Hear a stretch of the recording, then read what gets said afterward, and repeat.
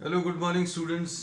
आज अभी हम लोग कंटिन्यूटी में क्वेश्चन नंबर 14 से स्टार्ट कर रहे हैं। 13 तक अभी हम लोग प्रीवियस लेक्चर में डिस्कस कर चुके हैं and we are discussing continuity along with the concepts के साथ अभी हम लोग डिस्कस कर रहे हैं। That is we are trying to, हाँ गुड मॉर्निंग बेटा, we are trying to see what happens if a function is discontinuous, है ना, and that we are trying to do with the help of graphs की मदद से।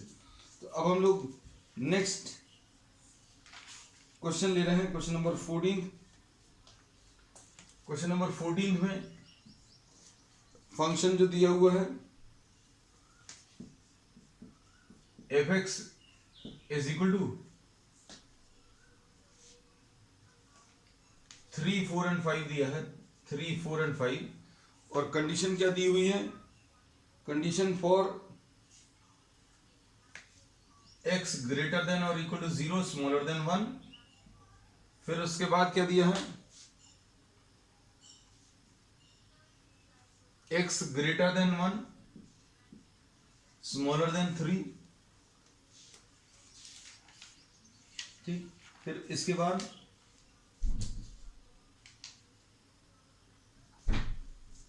x greater than और equal to 3 and smaller than और equal to 10, ऐसा कुछ है ना? अब इसमें ये फंक्शन जो है, इसमें तो ये देखने ही से समझ में आ रहा होगा कि फंक्शन डिसकंटिन्यूअस है। देखने से कैसे, x इक्वल टू 1 पर, x इक्वल टू 1 पर अचानक इसकी वैल्यूज जो है वो चेंज हो रही हैं।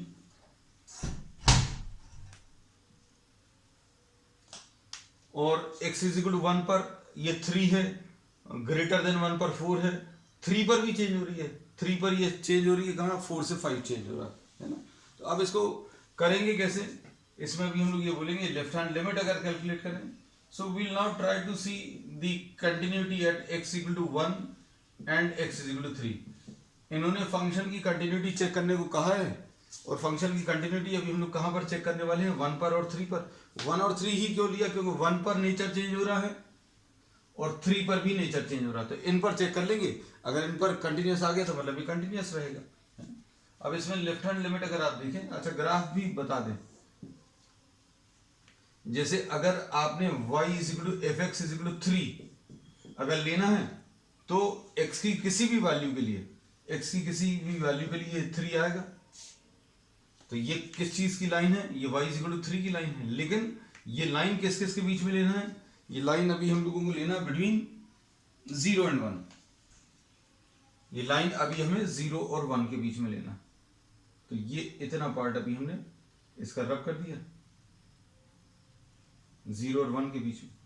फिर उसके बाद क्या है, 1 और 3 के बीच में y is equal to f(x) is equal to 4 है, y is equal to f(x) is equal to 4, तो y इक्वल टू 4 कौन सी वाली लाइन आएगी, ये ऐसी कुछ आनी है। लेकिन अभी हमें ये लाइन कहां पर लेनी है, 1 और 3 के बीच में, 1 और 3 के बीच में। तो 1 और 3 के बीच में अगर ये लाइन लेनी है तो ये वाला पार्ट अभी हम लोगों को अलग करना है। This line is to be taken between 1 and 3।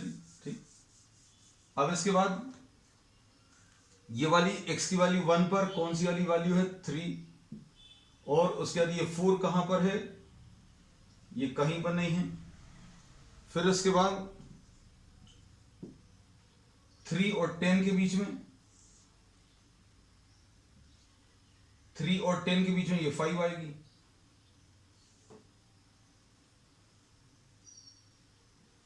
ये देखो ऐसे कुछ ग्राफ आएंगे।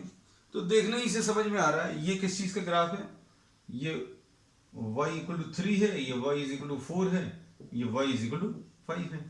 किस किस के बीच में है ये अभी हम पहले बता चुके हैं। ये प्रॉब्लम ही दिया हुआ है कि this is the value of function is equal to 3 between 0 and 1। फिर उसके बाद अगली वाली वैल्यू 1 और 3 के बीच में, फिर अगली वाली वैल्यू 3 और 10 के बीच में। 1 और 3 के बीच में ये वाली वैल्यूज को अगर आप देखें तो ना इसमें 1 इंक्लूडेड है ना 3 इंक्लूडेड है, तो ये एम्प्टी सर्कल अभी हम लोग ड्रॉ कर देते हैं। मतलब अगर आपको 3 पर वैल्यूज चेक करनी तो आपको देखने में ऐसा लग सकता है कि ये वाली भी है और ये वाली भी है, लेकिन कौन सी वाली है, जहां पर ये डार्क वाला सर्कल लगा हुआ है। ठीक है, अब इसको करेंगे कैसे? अभी हमने बहुत क्विकली एक ग्राफ ड्रॉ कर दिया है। Limit x approaches towards 1 from the left hand side fx, limit h tends to 0 f of 1 minus h। 1 से छोटे नंबर्स, 1 से छोटे नंबर्स कहां पर हैं? ये है, तो ये डायरेक्टली 3 आ गया। तो लेफ्ट हैंड लिमिट जो है 1 से छोटे नंबर्स के लिए वैल्यू डायरेक्टली 3 है, इसमें h आएगा ही नहीं क्योंकि x नहीं है।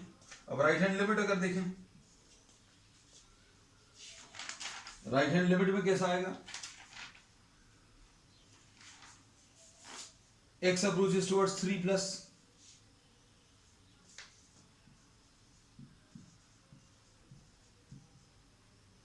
fx, x approaches towards 1 plus fx, this will be equal to limit h tends to 0 f of 1 plus h। 1 से बड़ी वैल्यूज मतलब 1 और 3 के बीच में, 1 से बड़ी वैल्यूज का मतलब क्या है? 1 और 3 के बीच में फंक्शन लाई करेगा।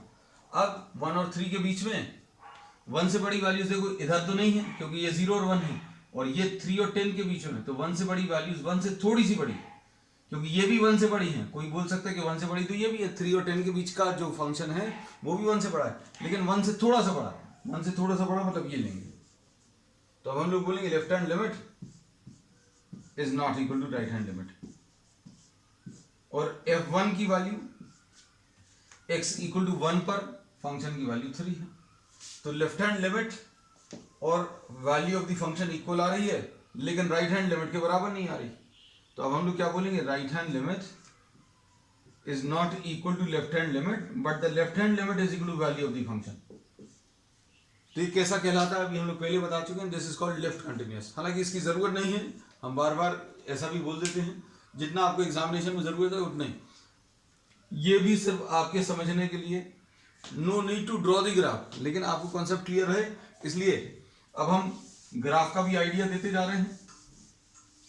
ठीक है, करने का तरीका क्या है वो अभी हमने आपको बता ही दिया। अब क्वेश्चन नंबर 15 देखो।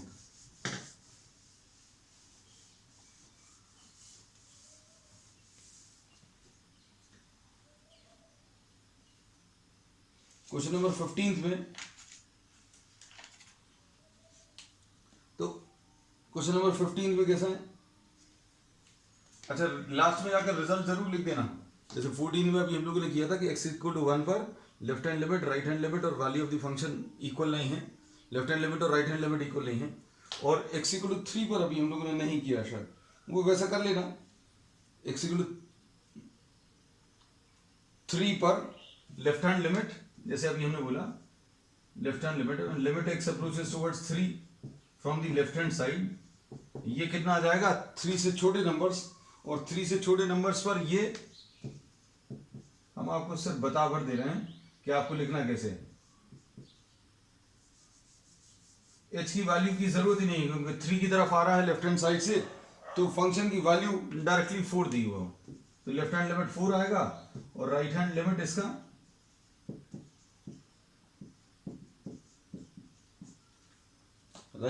इसका 3 की तरफ अगर अप्रोच करें तो 5 आएगा। तो left hand limit once again is not equal to right hand limit, therefore this function is not continuous. ऐसा लिखना पड़ेगा, ये अभी हम आपको बता दे रहे हैं। हर प्रॉब्लम में जैसा भी आएगा वैसा भी आपको लास्ट में लिखना पड़ेगा, that left hand limit is equal to right hand limit equal to value of the function. अगर आ जाए तो कंटिन्यूअस लिखना पड़ेगा, है ना। और अगर कोई भी चीज तीनों में से इक्वल नहीं आ रही है तो फिर अभी हम लोग उसको डिसकंटिन्यूअस बोलेंगे। क्वेश्चन नंबर 15 जो अभी हम और डिटेल में बता देंगे। वैसे अभी हमने हर एक प्रॉब्लम में ये चीज डिस्कस की है, but still F X is equal to 2x और ये 0 है, और ये 4x है, 4x स्मॉलर देन 0,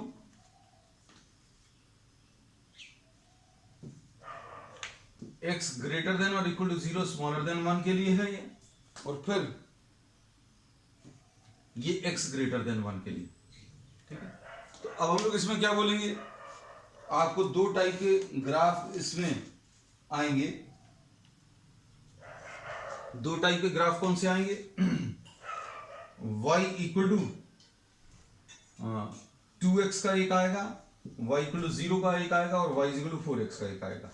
ये किसके बीच में? ये नेगेटिव नंबर्स के लिए, ये नेगेटिव नंबर्स के लिए, ये 0 और 1 के बीच में, और ये ग्रेटर देन 1 के लिए, है ना।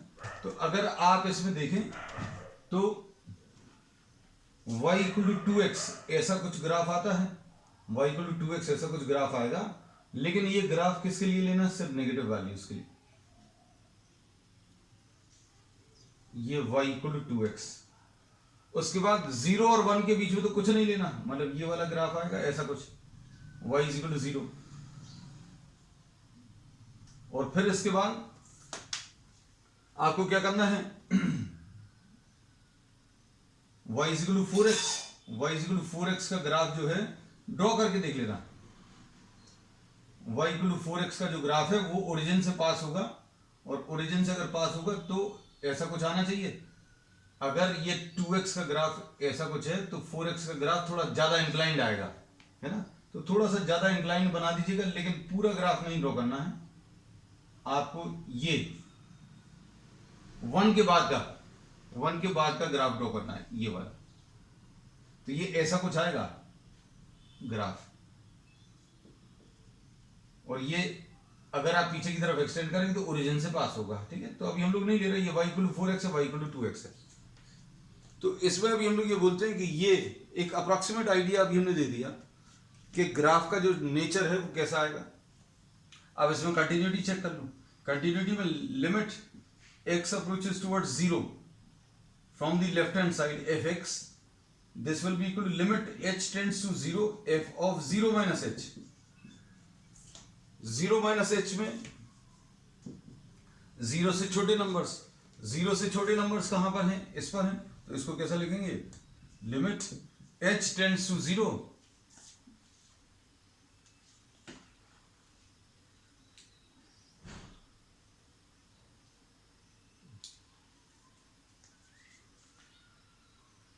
Limit h tends to 0 f of 2 into 0 minus h, और h की वैल्यू अगर 0 कर देंगे तो ये इसमें 0 आ जाएगा। अब राइट हैंड लिमिट देखो, राइट हैंड लिमिट में limit x approaches towards 0 plus, मतलब 0 से बड़ी वैल्यूज कहां पर है बेटा?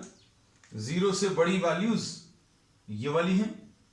इसमें अगर कैलकुलेट करें limit h tends to 0 f of 0 plus h, 0 plus h यानी 0 से बड़ी वैल्यूज पर ये 0 आ गया।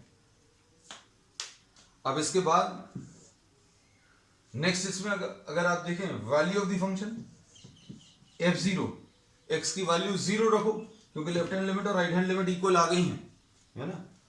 इसमें ये अभी हम लोगों ने इधर एम्प्टी सर्कल भी था इसके लिए, और इस वाले के लिए ये डार्क सर्कल था, मतलब ये वाली वैल्यू इंक्लूडेड है, ये वाली इंक्लूडेड इस ग्राफ में है, लेकिन इस ग्राफ में इंक्लूडेड नहीं है, याद रखना।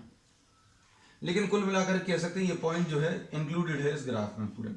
f0 की वैल्यू, x की वैल्यू 0 अगर रखें तो x इक्वल टू 0 पर f0 की वैल्यू 0 आ जाएगी। तो क्या कह सकते हैं? Left hand limit is equal to right hand limit and this is equal to value of the function, therefore this function is continuous। ये फंक्शन जो है कंटिन्यूस है, ठीक। चलो अब इसके बाद x इक्वल टू 1 पर चेक कर लो। x इक्वल टू 1 पर तो क्लियरली आपको दिख रहा होगा x इक्वल टू 1 पर ये डिसकंटिन्यूस है ना। तो अब प्रारंभ में कैसे करेंगे? Limit x approaches towards 1 from the left hand side, ये लेफ्ट हैंड लिमिट, मतलब x को जो वैल्यू अभी आप देने वाले हैं वो कैसी है बेटा? 1 से थोड़ी सी छोटी है। 1 से छोटा फंक्शन कहां पर दिख रहा है? x की वैल्यू 1 से कम इस वाले में दिख रहा है, तो इसका आंसर कितना? 0 डायरेक्टली लिख सकते हैं। और right hand limit x approaches towards 1 plus fx, 1 से बड़ी वैल्यूज यानी limit h tends to 0 f of 1 plus h। 1 plus h का मतलब है क्या है? 1 से बड़ी वैल्यूज। अब 1 से बड़ी वैल्यूज कहां पर है? ये यहां पर 4 इंटू 1 प्लस h। h की वैल्यू अगर 0 करोगे तो 4 आ जाएगा। तो लेफ्ट हैंड लिमिट और राइट हैंड लिमिट इक्वल नहीं है। वैल्यू ऑफ द फंक्शन भी अभी हम लोग निकाल लेते हैं। इसमें ये वैल्यू ऑफ द फंक्शन देख लेना, चेक कर लेना बेटा, शायद डिफाइंड नहीं है। अच्छा, ये इधर पर दिया है, इसमें x की वैल्यू 1 पर, फंक्शन की वैल्यू 0 है। कहीं ना कहीं इक्वल दिया होगा, या तो यहां पर या यहां पर। तो अब इसमें देखो लेफ्ट हैंड लिमिट और राइट हैंड लिमिट इक्वल नहीं है, लेकिन ये लेफ्ट हैंड लिमिट के बराबर है। लेकिन तीनों चीजें बराबर होंगी तभी कंटिन्यूअस बोलेंगे। तो ये फंक्शन कैसा है? This function is discontinuous at x is equal to 1। x equal to 0 पर कंटिन्यूअस आया है, x इज इक्वल टू 1 पर ये डिसकंटिन्यूअस है। तो ये अभी अपना कौन सा क्वेश्चन नंबर 15 आ गया। नेक्स्ट इसके बाद 16 क्वेश्चन देख लो।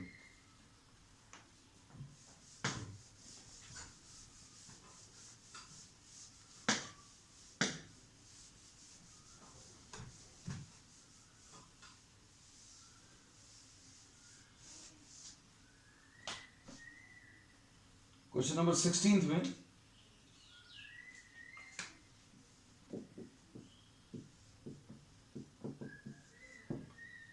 फंक्शन जो दिया है वो कैसा दिया है बेटा? 16 में -2 दिया है, 2x दिया है और 2 दिया है। x is smaller than 1, smaller than और इक्वल टू -1 है, सॉरी, अच्छे देख लेना। और x greater than -1, smaller than और इक्वल टू 1, ऐसा कुछ दिया है। और ये x ग्रेटर देन 1। ठीक, अब क्या करेंगे? x इक्वल टू -1 पर और x इज इक्वल टू +1 पर चेक करना है। देखकर फंक्शन को शायद समझ में आ जाएगा कि आपको इसकी कंटिन्यूटी कहां पर चेक करनी है। ग्राफ देखो, y equal to 2x, y equal to 2x का ऐसा कुछ ग्राफ आता है। दोनों तरफ एक्सटेंड करेगा, लेकिन ये कहां कहां के बीच में लेना है? -1 और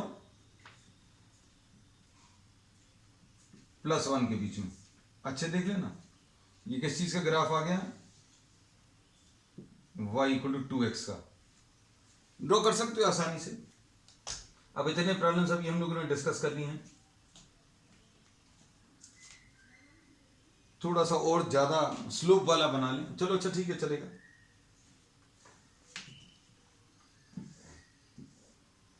ये ऐसा कुछ थोड़ा ज्यादा स्लोप का आएगा, है ना। तो ये x इक्वल टू -1 और x इक्वल टू +1 के बीच में डिफाइंड है। ठीक है, अब -1 और +1 के बीच में ऐसा ग्राफ है, और इसमें कौन सी +1 वैल्यू और -1 में से ये वाली इंक्लूडेड है, ये वाली इंक्लूडेड नहीं है। जो वैल्यू इंक्लूडेड नहीं है वहां पर एम्प्टी सर्कल। क्लियर हो गया? तो ये वाली वैल्यू अगर आप देखें, x की वैल्यू अगर 1 रखेंगे तो ये 2 आ जाएगी, -1 रखेंगे तो ये -2 आ जाएगी। तो ये तो अभी हमने ग्राफ ड्रॉ कर लिया। अब x स्मॉलर देन -1 के लिए, -1 से छोटी वैल्यूज के लिए ये ऐसा कुछ ग्राफ आएगा, और ग्रेटर देन 1 के लिए ऐसा कुछ आएगा। क्यों? अब आप इसमें सोचकर देखना, y इक्वल टू -2 ऐसा होता है और y इज इक्वल टू +2 ऐसा होता है। लेकिन ये कहां कहां पर ड्रॉ करने? +2 कहां पर ड्रॉ करना है? +2 ड्रॉ करना है 1 से बड़ी वैल्यूज के लिए, 1 से बड़ी वैल्यूज के लिए। मतलब इतना पोर्शन अभी हमने रब कर दिया। ठीक है, तो ग्राफ का लगभग अभी हम आइडिया देते जा रहे हैं, और आपको इसको देखकर समझ में आ रहा होगा कि ये कैसा आने वाला है, कंटिन्यूअस आने वाला है ना। सो अब idea about the graph will give you well beforehand the answer, well before calculating the actual solution, और without going into the calculations you can know. आपको अगर ग्राफ का आइडिया, तो ग्राफ आपके मन में एकदम आ जाएगा, अरे यार इसका तो -2 कह लेंगे, हाँ ऐसा आएगा, 2x का ऐसा आएगा, फिर 2 का फिर ऐसा कुछ आने वाला है। तो आपको तुरंत दिख जाएगा कि ये कंटिन्यूस है डिसकंटिन्यूस है। तो अभी हमने पहले ही बता दिया दैट ये इसके चांसेस हैं, ये कंटिन्यूस आएगा। अब x इक्वल टू -1 पर अगर चेक करना है तो limit x approaches towards -1 minus F X, एक ये निकालेंगे x इक्वल टू -1 पर, और limit x approaches towards -1 plus F X ये निकालेंगे।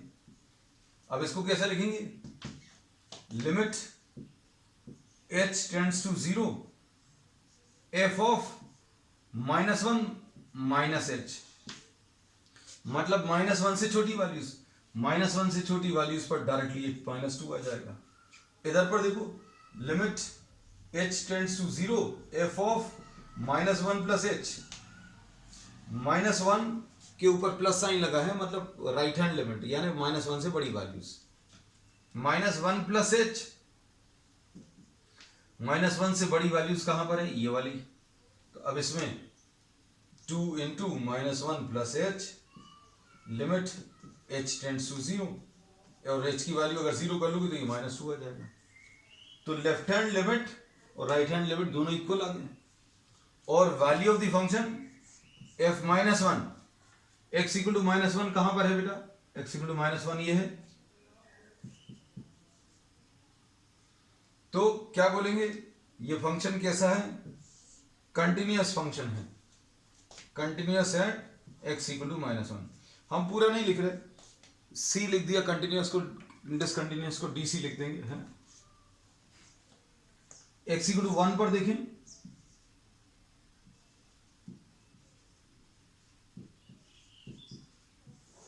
याद आएगा, limit h tends to 0 f of 1 minus h, ऐसा कुछ आएगा। और इसको कैसा लिखेंगे, लिमिट h टेंड्स टू 0, ये x इक्वल टू 1 के कैलकुलेशंस चल रहे हैं, ये x इक्वल टू -1 के यहां पर खत्म हो गए ये दोनों पार्ट्स में। h tends to 0 1 minus h, मतलब 1 से छोटी वैल्यूज, तो ये कितना आ जाएगा, 2 इंटू 1 माइनस h, और h की वैल्यू 0 अगर करोगे तो ये 2 आ जाएगा। अब राइट हैंड लिमिट में, लिमिट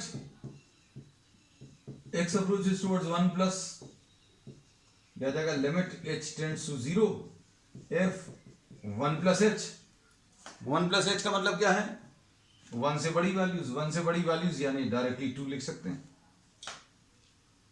तो लेफ्ट हैंड लिमिट और राइट हैंड लिमिट इक्वल आ गई, और f1 x की वैल्यू 1 कहां पर है, 2 इंटू एक्स है, तो 2 इंटू एक्स यानी x की वैल्यू 1, x इक्वल टू 1 आपको देखना पड़ेगा कहां पर लिखा हुआ है, x इक्वल टू 1 यहां तो नहीं लिखा, x इक्वल टू 1 ये दिख रहा, तो 2 इंटू 1,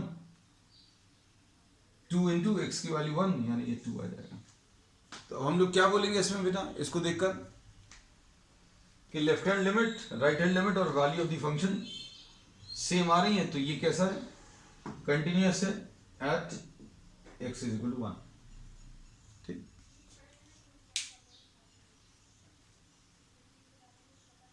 सारे ही क्वेश्चन जो है इसके बहुत शानदार हैं। क्वेश्चन नंबर 17 देखो,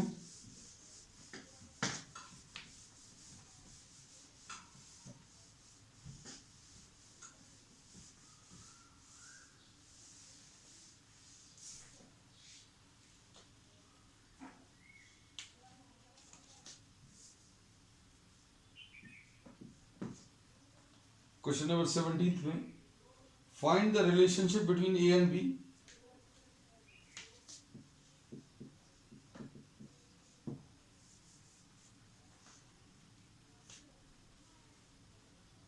find the relation between a and b so that the function defined by fx is equal to ax plus 1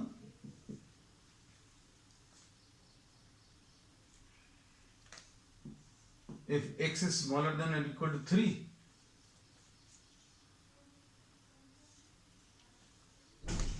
bx plus 3 if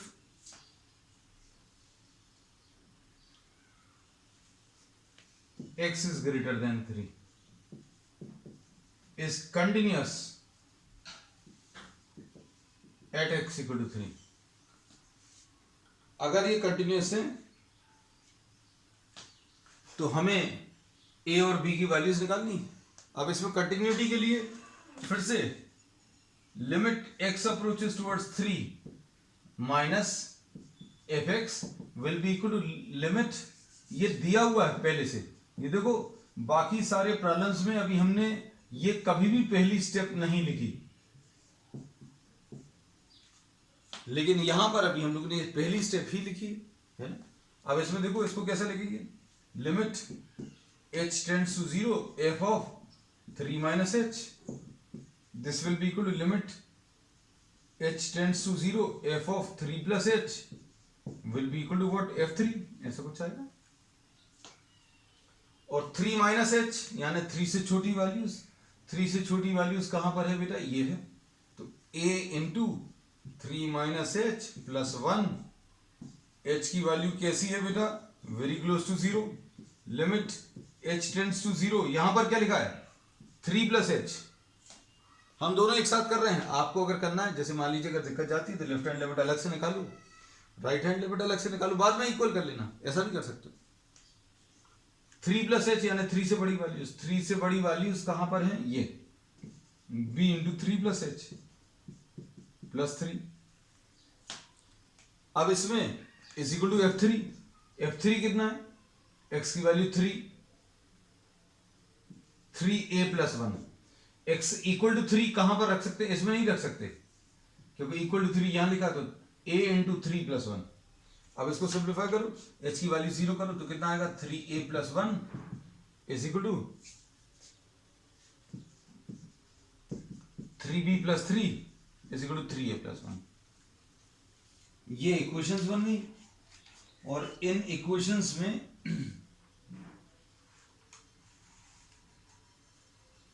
अगर आप सिंप्लीफाई करें, क्या चीज निकालना है इसमें, find the relationship between A and B, A और B के बीच में रिलेशन निकालना है। अब ए और बी के बीच में अगर रिलेशन निकालना है तो आप कोई भी एक वैल्यू ले लीजिए, कौन सा, ये तो सेम है, अब ये ले लो, कैसा लिखेंगे, 3a plus 1 is equal to 3b plus 3, तो कितना आ जाएगा, 3a minus 3b is equal to 3 minus 1, तो कितना आ जाएगा, 3a minus 3b equal to 2, ये इसका आंसर आ जाएगा। तो आपको इसमें पूरा सॉल्व करके ए और बी के बीच में रिलेशन निकालना था, फाइंड द रिलेशन बिटवीन। अब हम ये मान के चल रहे हैं बेटा, तुम लोगों के सामने किताब रखी होगी, ठीक, चलिए question number 18, for what values of lambda, आज बेटा एक काम करना, क्वेश्चन नंबर 19 का ग्राफ ड्रॉ करके देखना है ना, 19 का ग्राफ घर पर ड्रॉ करना, और इसमें ग्रेटेस्ट इंटीजर फंक्शन इन्वॉल्व है। ग्रेटेस्ट इंटीजर फंक्शन के बारे में अभी हम लोग पहले भी डिस्कस कर चुके हैं, है ना, तो अभी हम लोग क्वेश्चन नंबर 18 ले रहे हैं। ग्रेटेस्ट इंटीजर फंक्शन मतलब क्या होता है, ये अंदर के नंबर को जो नियरेस्ट स्मॉलर होल नंबर या इंटीजर होता है उसमें कन्वर्ट कर देता है। जैसे 1.1 है तो इसके सबसे नजदीक या इसके सॉरी इससे छोटा जो भी इंटीजर होगा उसमें कन्वर्ट कर देगा, इससे छोटा या इसके बराबर। अगर 2 है तो 2 ही आंसर आएगा, 2.5 है तो 2 आएगा, 2.9 अगर है तो भी 2 आएगा, 2.99 है तो भी 2 आएगा, 1.7 अगर है तो इससे छोटा इंटीजर, छोटा या बराबर है ना, उसमें कन्वर्ट करता है। तो अब आप इसका 19 वाला जो है ग्राफ जरूर ड्रॉ करके देखना, थोड़ी सी प्रैक्टिस करके आना, प्रिपेयर्ड रहोगे तो वो बनेगा अच्छे से। ग्रेटेस्ट इंटीजर फंक्शन के बारे में थोड़ा सा पढ़ना है ना। अब इसमें for what values of lambda, हम आ जाए क्वेश्चन नंबर 18 पर। For what values of lambda is the function defined by f(x) equal to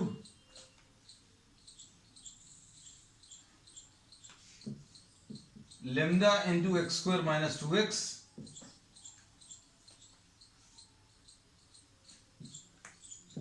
if x is smaller than or equal to 0, 4x plus 1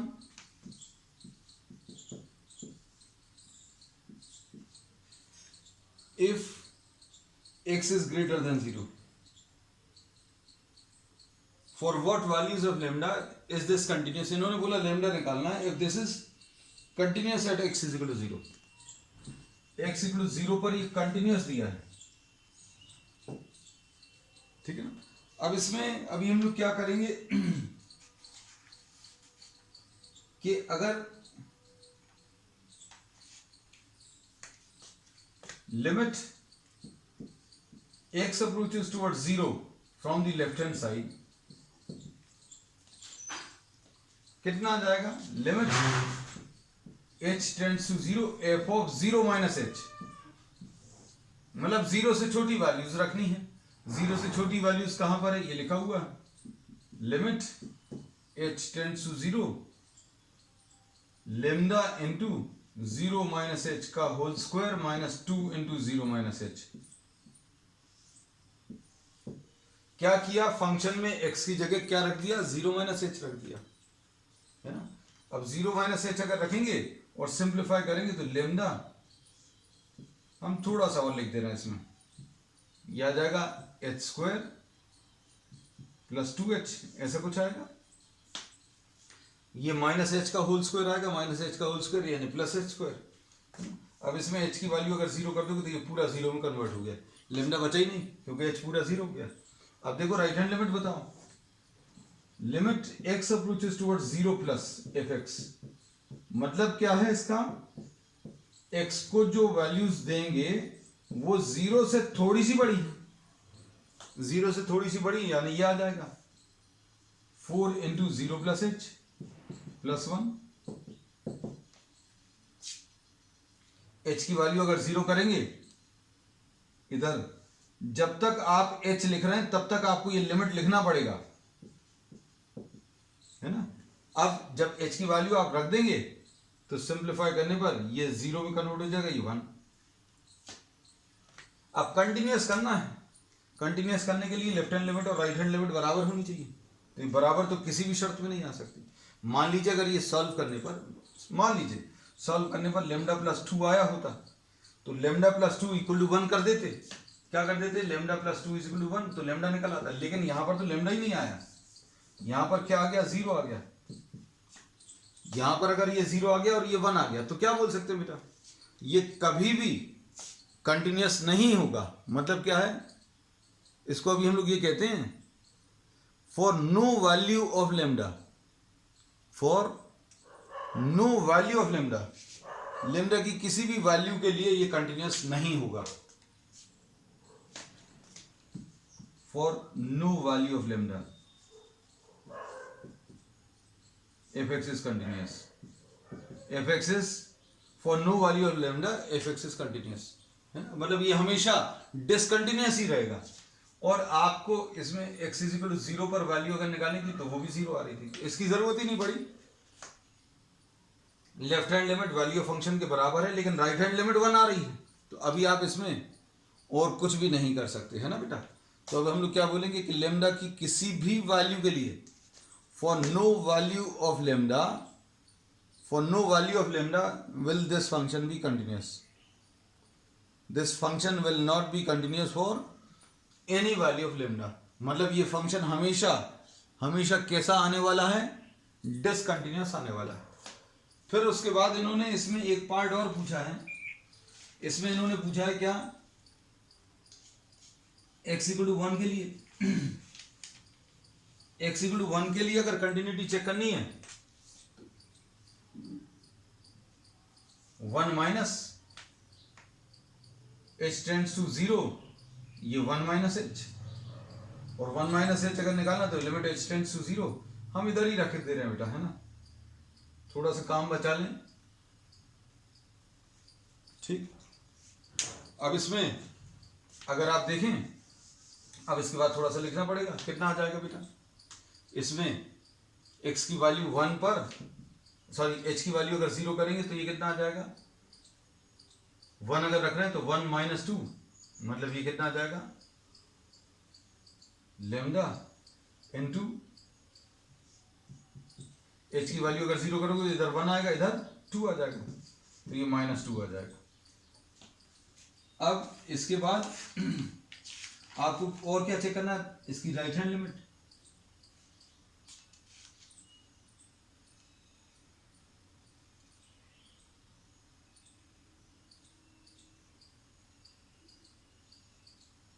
अब राइट हैंड लिमिट पर check करें, 1 plus F X limit H tends to 0 F 1 plus H, 1 plus एच अगर रखेंगे तो अब देखो function कौन सा आ जाएगा। अच्छा ये तो बेटा गलत लिख दिया है, एक मिनट 1 के लिए तो ये दोनों जगह यही वैल्यूज आनी है। ये देखो समय बचाने के लिए अभी हम लोग काम कर रहे थे और ये उसके चक्कर में, अब देखो 1 से थोड़ी सी छोटी वैल्यूज जो रहेंगी, ध्यान से सुनना, जो 1 से थोड़ी सी छोटी वैल्यूज रहेंगी वो 0.99 कुछ रहेगा, 0.99 या कुछ अगर रहेगा मतलब वो रहेगी तो पॉजिटिव ही, मतलब लेफ्ट हैंड लिमिट में भी यही फंक्शन आएगा, राइट हैंड लिमिट में भी यही फंक्शन आएगा, ये तो यूज ही नहीं होगा, है ना। तो अब हम लोग इसमें क्या बोलेंगे, limit h tends to 0 4 into 1 minus H plus 1, और h की वैल्यू 0 अगर ले लें तो 4 प्लस 1 यानी 5 आ जाएगा, और राइट हैंड लिमिट में भी 4 इंटू 1 प्लस एच प्लस 1। देखो समय बचाने के लिए अभी हम लोग काम कर रहे थे और थोड़ा सा समय ज़्यादा ही लग गया। इसमें मेन क्या चीज़ है, 1 पर अगर कंटिन्यूटी देखनी तो 1 कहाँ पर लाई कर रहा है, इसमें तो आएगा ही नहीं, क्योंकि यहाँ पर क्या है, x smaller than 0, x smaller than 0 यानी नेगेटिव, मतलब ये तो लेंगे ही नहीं। जब x इज इक्वल टू 1 की कंटिन्यूटी चेक करनी है तो आप ये नहीं लेंगे। ये क्यों नहीं लेंगे, क्योंकि ये नेगेटिव वैल्यूज के लिए, और 1 कैसा है, पॉजिटिव वैल्यूज, तो सिर्फ यही फंक्शन यूज होगा। लेफ्ट हैंड लिमिट में भी 5 आ रहा है, राइट हैंड लिमिट में भी 5 आ रहा है, और f1 की value x is equal to 1 के लिए भी 4 इंटू 1 प्लस 1 यानी 5 आ जाएगा। ठीक है, चलिए दैट्स ऑल फॉर टुडे।